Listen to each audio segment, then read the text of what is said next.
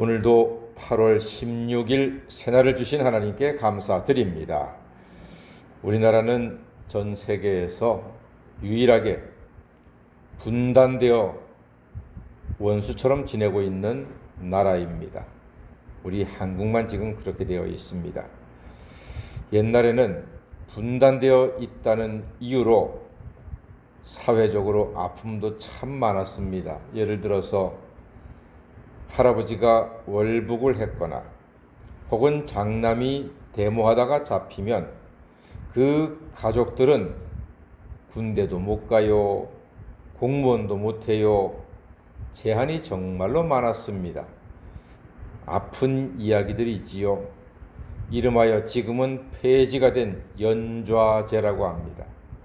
연좌제 때문에 아픔이 많았습니다. 이 폐지된 연좌제가 아직도 세상 곳곳에 은근히 남아 있습니다. 여러 가지 모양으로 변형된 모습으로 남아 있습니다. 예를 들면 이런 겁니다. 신의 직장으로 불리는 어떤 은행은요, 신입사원 대부분이 은행 직원의 자녀라고 합니다. 그러니까 그 좋은 신의 직장을 대물림하는 겁니다. 이것도 변형된 연좌제라고 할 수가 있습니다. 부모가 은행원이면 자녀도 미래가 보장되는 겁니다. 은근히 이런 경우가 세상에 많습니다. 교회도 마찬가지입니다.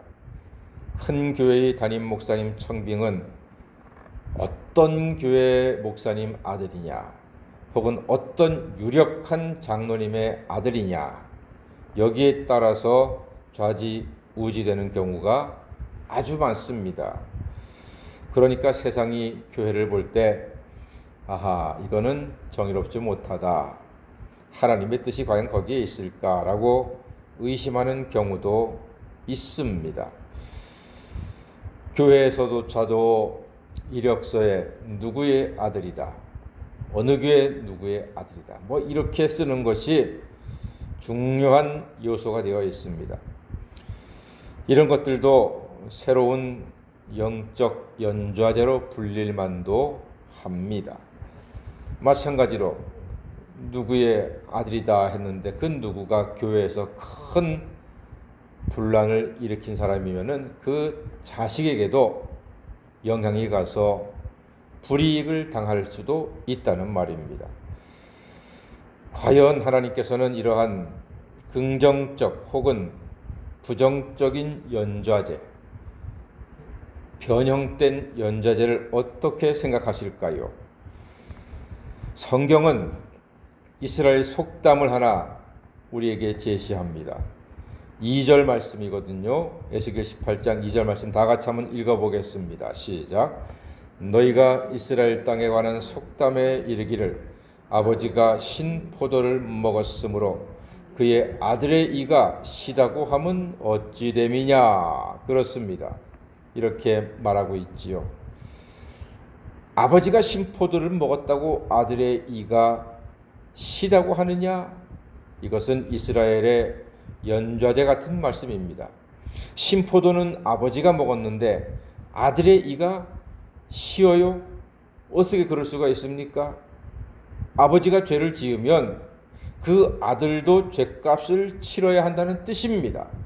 이게 이스라엘의 공의가 없고 정의가 없고 사랑이 없던 시대의 모습입니다. 아버지가 신포도를 먹었는데 아들의 이가 시다. 아버지가 죄를 지었으면 아들이 그 죄값을 받아야 한다. 이게 이스라엘의 합당하지 못한 모습이었습니다. 그러나 하나님께서는 이제 이 속담을 더 이상 쓰지 못하게 하신다고 오늘 말씀하고 계시는 겁니다. 하나님의 뜻은 무엇인고 하니 4절 말씀 보니까요, 모든 영혼은 다 내게 속한지라 아버지의 영혼이 내게 속한 같이 그의 아들의 영혼도 내게 속하였나니 그 다음 범죄하는 그 영혼은 죽으리라 그랬습니다.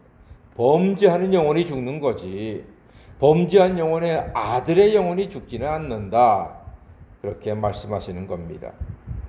또한 13절 말씀 보니까요, 마지막에 자기의 피가 자기에게로 돌아가리라 이렇게 말씀합니다. 그렇죠. 당연히 그래야지요. 자기의 피가 자기에게로 돌아가야지. 자기의 피가 아들에게로 딸에게로 돌아간다면은 그것은 하나님의 뜻이 아니라는 말입니다. 그러면서 하나님께서 오늘 19절, 20절에서 우리에게 하시고자 하는 말씀을 깊이 있게 말씀하십니다. 자, 우리가 한번 읽어볼까요? 19절, 20절 말씀입니다. 시작. 그런데 너희는 이르기를 아들이 어찌 아버지의 죄를 담당하지 아니하겠느냐 하는도다. 아들이 정의와 공의를 행하며 내 모든 율례를 지켜 행하였으면 그는 반드시 살려니와 범죄하는 그 영혼은 죽을지라. 아들은 아버지의 죄악을 담당하지 아니할 것이요 아버지는 아들의 죄악을 담당하지 아니하리니 의인의 공의도 자기에게로 돌아가고 악인의 악도 자기에게로 돌아가리라. 아멘. 그렇습니다. 분명히 하나님 말씀하셨습니다. 가르마를 타주셨습니다. 정의와 공의를 행하고 율례를 지킨 아들은 반드시 산다. 아버지가 죄를 지었어도 그 아들이 공의롭고 정의로우면 반드시 산다. 그리고 범죄하는 영혼은 죽을 것이다. 그러면서 의인의 공의도 악인의 악도 남이 아니라 자기에게로 돌아간다 하는 것입니다. 내가 악하게 살면 벌을 받고 정의롭게 살면은 하나님부터 상을 받는다. 그렇게 말씀하시는 겁니다. 우리 옛날 어린 시절에 반에서 한 명이 잘못하면 반 전체가 벌을 받았습니다. 그럴 때가 있었습니다. 요즘 애들은 그런 거 이해 못합니다. 아니 제가 잘못했는데 왜 내가 벌을 받아요?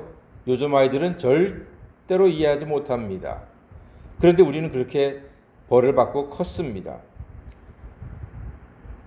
그런데 여러분, 잘못은 저놈이 했는데 저 사람이 했는데 왜 우리가 벌을 받는가요? 라는 질문을 하게 됩니다. 그렇습니다. 벌은 잘못한 사람이 받아야 하지요. 반드시 그래야 합니다. 잘못한 사람이 벌을 받는 게 정상 아닙니까? 우리는 그렇게 살고 있습니다. 그런데 여러분, 놀랍게도 죽을 죄는 우리가 지었는데 죽기는 내가 아니라 누가 죽으셨습니까? 예수님이 죽으셨습니다. 세상에 이런 일이 어디 있단 말입니까?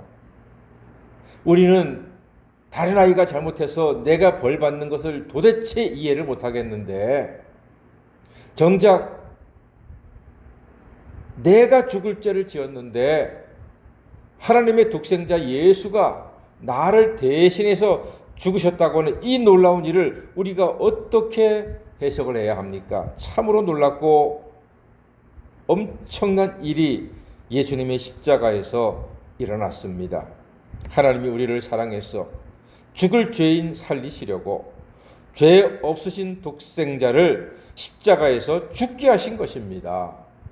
우리는 남 때문에 조금이라도 피해를 보면은 못 참는데 못 견디는데 예수님은 우리의 죄 때문에 당신의 생명을 버리셨습니다. 나 때문에 그 모든 십자가의 고난을 당하셨습니다. 이 놀라운 사랑으로 얻은 생명이 바로 우리의 생명이 아닙니까? 사랑하는 여러분, 그럼으로써 우리는 오직 예수님만 사랑하고 예수님만 의지하고 예수님만 경배하시는 하나님의 자녀로 일평생 살아가시게 되기를 주님의 이름으로 간절히 축원합니다. 아멘. 기도하겠습니다.